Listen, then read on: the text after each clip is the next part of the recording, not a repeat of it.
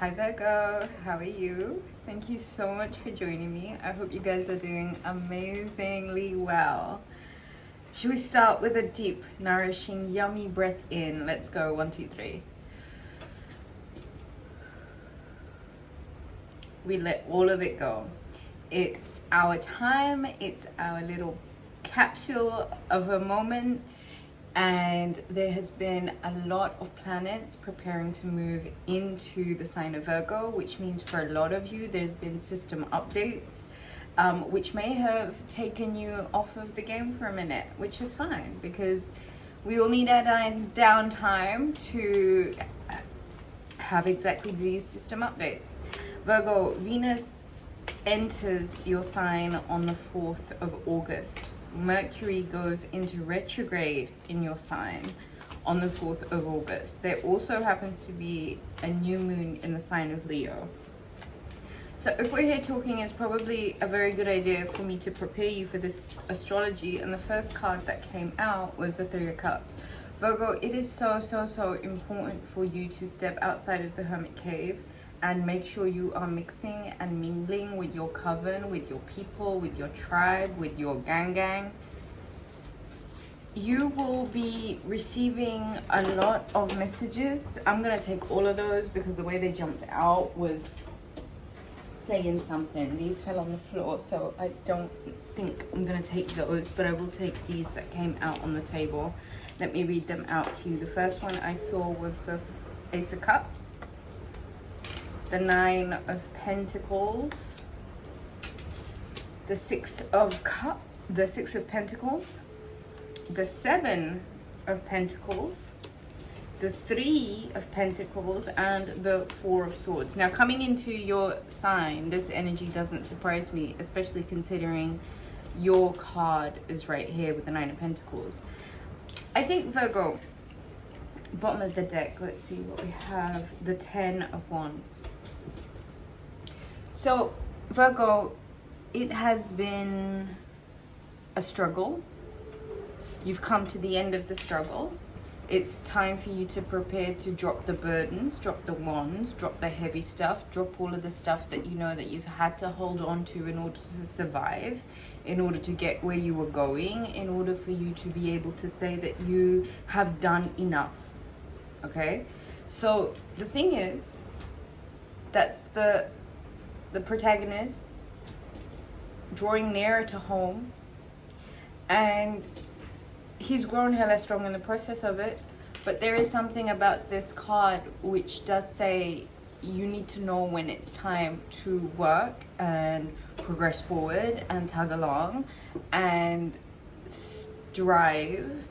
But there's also times where you know that you have to mentally acknowledge that you may have been living in fight or flight. You may have been in survival mode for the longest time because it's been a struggle, right? We get that. You've become a lot stronger in the process of this. But part of the process is knowing when it's time to rest, when it's time to relax, when you need to understand that you cannot compensate by doing external 3D things. You got to do the work internally now. And as the planets are preparing to go into this sign of wisdom, as the planets are preparing to go into this sign of natural, lucrative abundance, you're gonna have to give yourself the downtime, the rest, because there is a level of emotional satisfaction, contentment, a level of emotional receiving that is tied into this next chapter. And so where you might have this opportunity to take the downtime when you need it, but to make sure you are with your peoples when you need to be, this is naturally going to make you begin to feel abundant, right? And the thing here is, Virgo, that the more you recognize abundance within you, the more you're willing to recognize the abundance written and scripted within your DNA, the more you are willing to override thoughts of lack, like literally be as disrespectful as possible to thoughts of lack by thinking the opposite thing in the moment. Literally, the minute you think a thought of lack and it's taking you down the rabbit hole, you kind of got to take a step back and literally affirm the opposite in the face of the lack or the thoughts of lack. You're being asked here to give and take, but with boundaries. It certainly is a time, Virgo, where the goods are going to be showing up for you. You'll be sitting quite comfortably. You'll be sitting quite pretty. Virgo in Mercury, regardless of going retrograde, is a massively abundant opportunity for you. So where things, including money stuff, may have been held up, this is now the opportunity where you get to drop the burdens. That's exactly right. I said it. During Mercury retrograde, you drop the burdens and prepare to overcome the struggle, right? You're gonna have to take your downtime. You're gonna have to take your rest. You're gonna have to create boundaries, and you're going to have to respect your energy levels. Your give and take has to be balanced. It has to be immaculate right now, because there's gonna be a lot of you in the spotlight, you in the party, you with your friends, you doing you. But if it's you doing you, you gotta make sure that your setup is 100%. There is progress that you're making in the boundaries that you're keeping and adhering to and attaining. There's also progress in contracts, in relationships, in marriages. For some of you, I'm actually seeing that you're now getting engaged, getting married. And there is also this energy of getting to work. So Virgo, I think this message is pretty clear cut.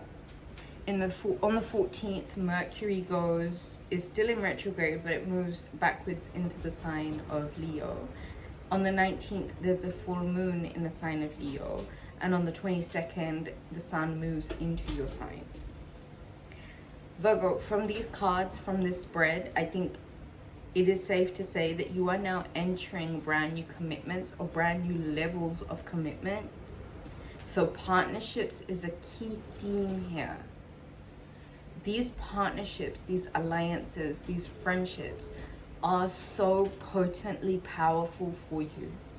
Work with these relationships, because in this time you create the utmost emotional abundance, Virgo. Life has been great. Life has been so good. And it's literally one of those times now, Virgo, where you are going to watch your cups overflow from sheer joy. And it is you creating from that overflow. It's you giving from that overflow, which is going to put you in this place of sheer abundance.